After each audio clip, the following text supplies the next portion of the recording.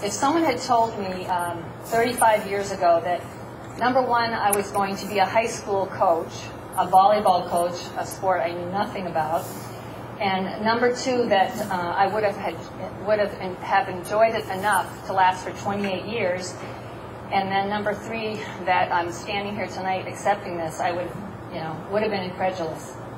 But the success of the program at North Reading can only be attributed to the athletes who I have coached, and I've been so fortunate. One is being inducted tonight as well, Michelle Ridings. Reagan Fitzgerald is here with her brother. Julie Robarts is sitting over there. As I mentioned, Heather Field and Carrie Verdonk, who's sitting at my table. Back in the early days when volleyball was a relatively unheard of sport, one that people played in their backyards, I think it took a lot of courage for athletes to come out and try a sport that they'd never played before, and it has a lot of crazy rules. And many went on to play in college and to coach, and I think that spoke volumes of not only their talent, but their heart and how much they liked the sport. For me, it was a bonus to have coached so many athletes whom I had in elementary school as well. It was fun to see them again at the high school level. And just in concluding, I'd like to congratulate my successor, Carrie Verdonk, for the success her teams have had the past 6 years. I'm very proud of her, Mike Maloney, somewhere back there, who's the JV coach, and Claudia Crocker, the freshman coach, and how they have continued to run such a good program. It's just fun to watch and not have to lose sleep over at night. I'd like to thank my family who was here tonight, my husband Peter, my mother. And my mother always wanted to know how we did after each game, and she always had those encouraging words after a loss. But anyway, I want to thank you all for giving me this award tonight, and I hope you have a good evening. Thank you.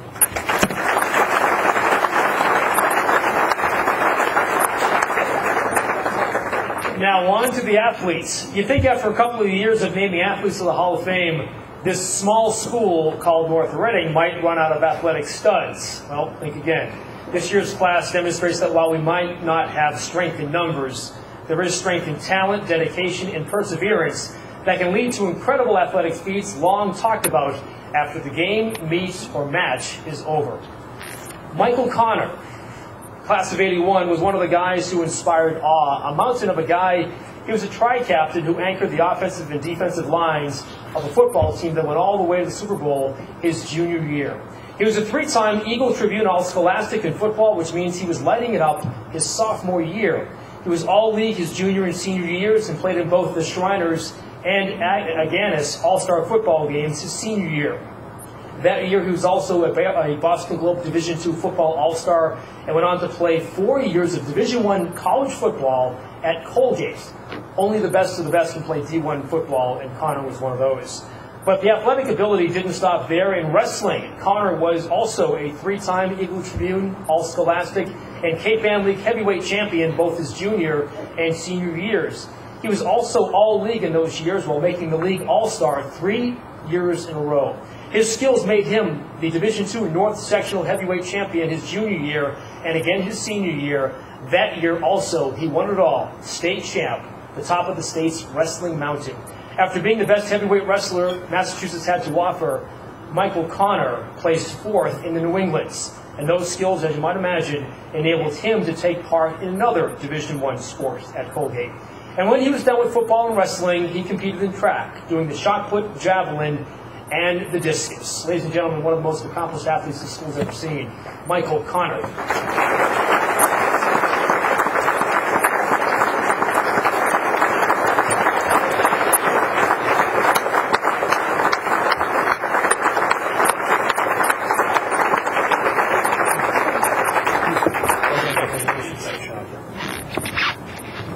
Thank you very much. You know, it's hard to believe 29 years have gone by since I graduated high school, and it's great to see a lot of familiar faces around here. Few things that happened. One, I was really excited when he had the '74 baseball team. I got to see some of the guys that, when I was a kid, I was an 11-year-old kid, we kind of looked up to those guys as gods when we were Little League baseball players. And I still remember the story. It was at one of the playoff games, and I was up on the chain link fence, and it was at the North Reading High School. And I hear this like high-pitched voice booming from the background. It's like, "Hey, dummy, go off of that fence. You're going to break your fingers." And I look over. I see this guy, this stocky guy, running at me in a baseball uniform, and I like jump off the fence and start to run away. And my buddy who was with me, Dennis Livingston, goes, "Don't worry, that's Coach Carey. He's a good guy." I said, "All right." I'm 11 years old, and I said, "Well, 5 years later, he cut me from the baseball team." So. But I have some family here that I'd like to thank. My father's in the background. He did a lot for me when I was in high school. My mom, who couldn't be here, was also very active in the Touchdown Club and kind of the parents and the booster clubs. I have the pleasure of doing that now for my kids. And so for all the parents in the room or people that are soon to be parents, it's so important to stay involved in the community and be involved with the sports and be involved with your kids, because the programs really can't survive without the support and the help that you bring to them. So really keep doing that. I really encourage that. I've got a great table of guys with me, the Super Bowl team, which kind of goes on to the subject of friends. Anyone that's been on a team sport realizes that it's very difficult to do anything individually without your teammates. And I've got some great guys back there: Kevin Jones, Paul Corelli, Brian Mahoney, and Brian Jones. And not only are they great teammates, but they're also great friends. That's the other thing that's pretty cool about coming to things like this, is you realize that even though a lot of time goes by, a lot of water goes under the bridge, you still have those bonds that were formed back, many years ago. And I've got some great ones, so I want to thank my friends as well for coming. I also have some cousins and my aunts are here. They came all the way up from Needham and spending time with all the townies from North Reading, so thank you very much for coming out. I really appreciate that. Some coaches, I'd be remiss if I didn't make any comments about coaches, and I had some that were very influenced in my life. Ed Sapienza was our head football coach. Gary Sverka was my position coach.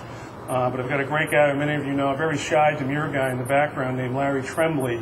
And I've got a good story about Larry. Talk about things that coaches do to really help kids and support them. My senior year, when I was working out and getting ready for the sectionals, the state and the New England championships, Larry was, I think, in his first year at Winchester. And, back then North Reading was a small school. They didn't have a lot of big guys that were my size to roll around with. And it's very important to get your body calibrated and get ready for the physicality of those state tournaments. So Larry comes over to practice one day and says, "Look, Mike, I want you to come over to Winchester, and roll around with my guys. I've got some big heavyweights there that can really help you out, and I think that'll do a lot for you." And that meant a lot to me. And he also would come and pick me up. Back then I think I had a 1972 Chrysler POS for my car, and it would probably start about 50% of the time. And Larry used to come to the high school and a lot and pick me up and then drop me off after school at my house. So he'd go like 20 minutes or a half hour out of his way to help me out. And those are some of the things that you remember. So I wanted to thank Larry for all that he did for me when I was a young man and needed some help. As well as John Norton. Somebody mentioned that he did a lot for getting kids jobs. He helped me get a job with the DPW for 2 years to make some money for college, so I really appreciate that as well. But it's great to be back. I'm very thankful for the committee for thinking of me and putting this together. And enjoy the evening, everybody. It's been a pleasure to be here, and thank you again for the award.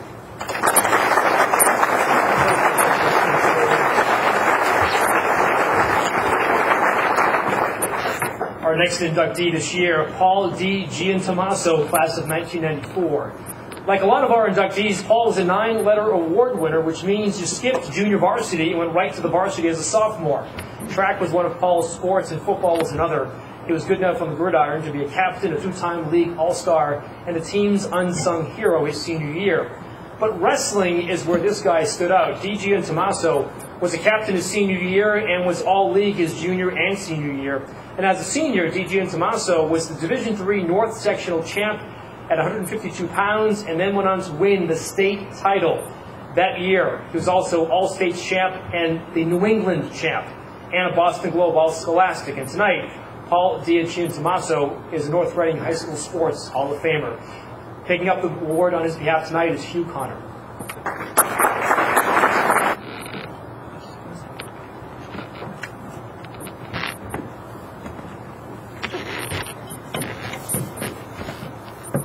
On behalf of Paul, I want to thank all of you folks for showing up tonight to assist in honoring him. I've known Paul since he was a young kid, before he even started playing sports at North Reading. And I can tell you that he was one heck of a football player, and he was an even better wrestler. And the year that he won everything, including the New Englands, he had to wrestle a guy from Carver whose name had the intimidating name of E-Man. And this kid, I don't know if he was a kid or not, he looked like he was about 36 years old. But, he would take his sweats off and get out on the mat to wrestle, and this guy had muscles in places most of us don't even have places. And Paul beat this guy his senior year. This guy was favored to win the whole shooting match that year, and Paul beat him 3 times, including the New Englands. And it was a display of outstanding wrestling like I have never witnessed before or since. So Paul can't be here tonight, but I know he thanks you all, and I know how much he'll appreciate this. Thank you. Fitzgerald to the class. Boston Herald All-Scholastic team his senior year and was all-league as well. Oh, and by the way, he captained the team that went to the state finals. On the basketball court, Fitzgerald was a captain and the team's leading scorer his senior year. He was also a Cape Ann League All-Star in both his junior and senior years, while also being named All-League both years. With track, Fitzgerald was All-League in the 4x400 relay in his junior and senior years, and in his senior year, he was All-League in the 4x100 relay. Those skills helped the Hornets become state champs, Class D, in the 4x100 relay during his senior year in 1992. Tonight, ladies and gentlemen, we induct Sean Fitzgerald to the class of 2010 Hall of Fame.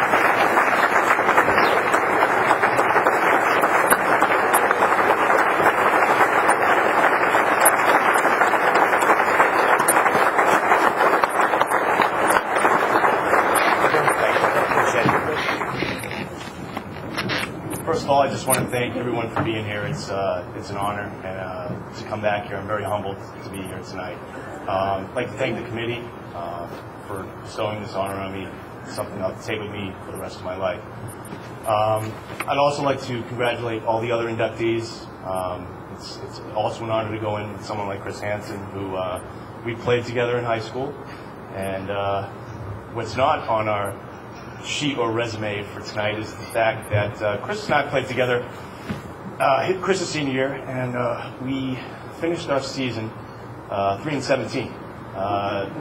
And I'm sure during that season, people that actually were fortunate enough to watch those games were not looking at the two of us and saying, man, those are a couple of Hall of Famers right there. I will obviously want to thank my family for being here.